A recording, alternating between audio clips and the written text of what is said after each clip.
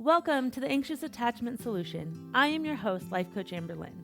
I teach women how to take back their brain from anxious attachment patterns with love and compassion. It is my mission to help every anxiously attached woman understand their brain, stop the anxious cycle, and finally feel confident and secure in who they are so they can live the life they want. I'm so glad you're here with me today. Hello there, and welcome to Anxious Attachment Solution, episode 34. I'm so glad that you joined me today. Today, I want to talk to you about our brains and how they can just be mean. You are not all of the thoughts that your brain tells you. Most of our brains are wired to be negative. It's human nature. But those of us with anxious attachment seem to have an extra spicy brain that likes to remind us of our flaws and our imperfections, and remind us that we are never going to measure up. So it takes a little bit more effort and planned intention to manage our brains and our thoughts. It takes an awareness that has to be developed, and I do this through thought work. Thought work is the process of working on our thoughts by learning how to be aware of our thoughts, creating new thoughts on purpose, and questioning thoughts that we think often, and asking ourselves if this thought is serving us. Is it creating the emotions that we want? Is it creating the results in our life that we want to see? I realized today that my brain has been extra mean to me lately, and I have been less proactive in thinking thoughts about myself on purpose to neutralize my mean brain. The volume of my negative self-thoughts were getting louder and coming more often this week. Worse, today I could see myself starting to believe them again. My insecurities started getting louder, and I started getting quieter. I let my brain talk to me, and I stopped talking back to my brain. My brain whispered, "You aren't good enough. You won't reach that goal. It won't last. You're too much. That isn't for you. You will never get out of debt. You will never have enough money. You're not getting it right. You're doing it wrong." Such scarcity mindset. Such fearful thoughts. Such sadness followed these thoughts. But nobody likes to be sad, right? So next came anger. I got angry with myself.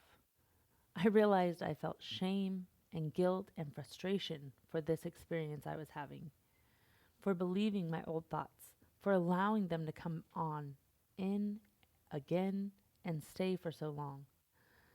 I have worked so hard to develop a secure self-worth, to increase my self-confidence, and here it is, just gone.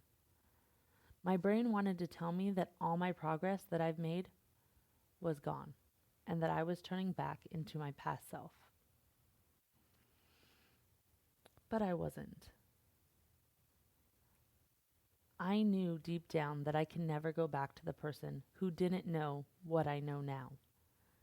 Negative thought loops, negative self-talk, and moments of regression cannot take away the years of knowledge, wisdom, self-compassion, self-grace, and self-development that I had created for myself. I realized the thought, "It's happening again, you haven't made any progress," was a lie. Here I was, watching my thoughts, feeling the shame, guilt, and frustration, crying and questioning myself. Why was I so sad? Why was I so frustrated? And I knew at that moment that these thoughts were not true. These were old thoughts, old beliefs that sometimes like to come back up to the surface to breathe and see if I have enough energy, time, or focus to squash them. Them coming back up doesn't mean I have not made progress. Them coming back up does not mean I have no self-esteem or that my self-worth is now conditional. It simply means I'm still a human with a brain, and a brain with anxious attachment, anxiety, and depression. It simply means that I need to get back to managing my mind and creating thoughts on purpose. You see, past me didn't know that. Present me knows that now. It simply meant that I had to also celebrate myself at this very moment Instead of being so frustrated and so upset, you see, past me would have not known what to do. Past me would have fallen deeper into depression, higher into anxiety, and withdrawn instead of being aware of all the progress we have made and all that we know now. It would have just been consumed by these thoughts and feelings and let them take the wheel. Instead, I realized I had stopped using my thought work tools. I had stopped my brain maintenance. I had gotten so busy being busy that I had stopped doing the inner intentional work to build my self-concept and neutralize my mean brain. So I just want to offer that if your brain is telling you that you have lost all your progress because some old thoughts have crept back in, or you are having more anxious attachment triggers, or your anxiety is high, or your depression is low, or life is just lifing, remember that you cannot go back to the person before. It's impossible. 2 steps backwards is not all progress lost. Never is all progress lost. No matter how much your brain wants you to believe this, it's simply not true. You are a human who deserves compassion and celebration for your dedication to inner growth and the inner work that you're doing. It is not easy work. It is work that will change your life entirely, but it takes consistency and dedication. So celebrate the progress you have made, acknowledge the steps back, and welcome the reminder to get back to the basics. When we stop managing our brain, stop creating thoughts on purpose or with intention, old wirings spring back up. It is not a problem. It is natural.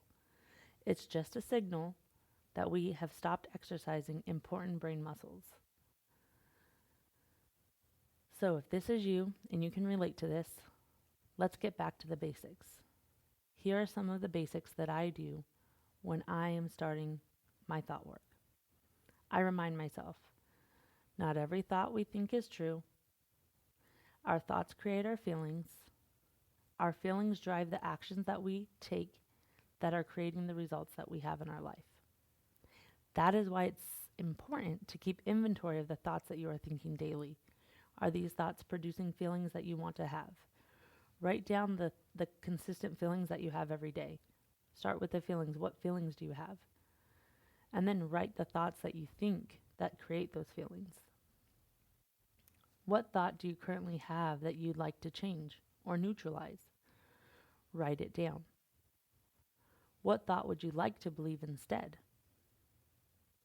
With those 2 thoughts, you create a thought ladder. I'll give you an example. The current thought I have right now is I am too much. My goal thought is I can love all of me for who I am. And then I put steps in between that, or thoughts in between on the ladder rungs that I can build up to. So if my current thought is I am too much, my next thought might be I am just enough. My next thought could be my people love me for who I am. My next thought can be I am me and that is beautiful. My ultimate thought is I can love all of me for who I am. Remember to ask thought-provoking questions to open your mind up to new possibilities and new self-concepts. So if you have the thought I am too much, what if being too much wasn't a problem? What if being visible wasn't so scary? What if who you are and how you show up isn't too much of anything and exactly everything needed? Really ask yourself questions, open up your brain, write it down, answer those questions. Develop a new self-concept by practicing new thoughts about yourself on purpose. I write new thoughts on a sticky note or I set an alarm on my phone to create new thoughts about myself. You see, our brain is always thinking negative thoughts automatically, so we have to practice these thoughts consistently to create new beliefs. So if there's an area of your life that you would like to see yourself change in, practice new thoughts. Because beliefs we have about ourselves are just thoughts that we think over and over again. So to develop a new self-belief, you just have to practice consistently a new thought on purpose that you want to believe about yourself.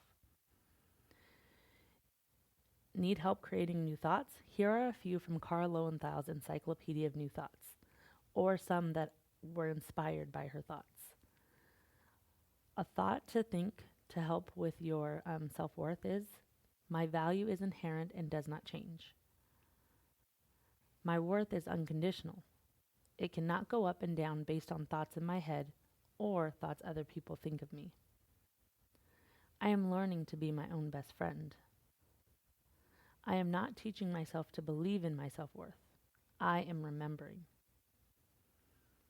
If you want help getting back on track, or you want to learn how to do this work, or you have anxious attachment and you want to understand its cycle and how to soothe it, and how to stop the cycle, email me at amberlynn@takingbackherbrain.com and set up a consultation call, or DM me at takingbackherbrain on IG.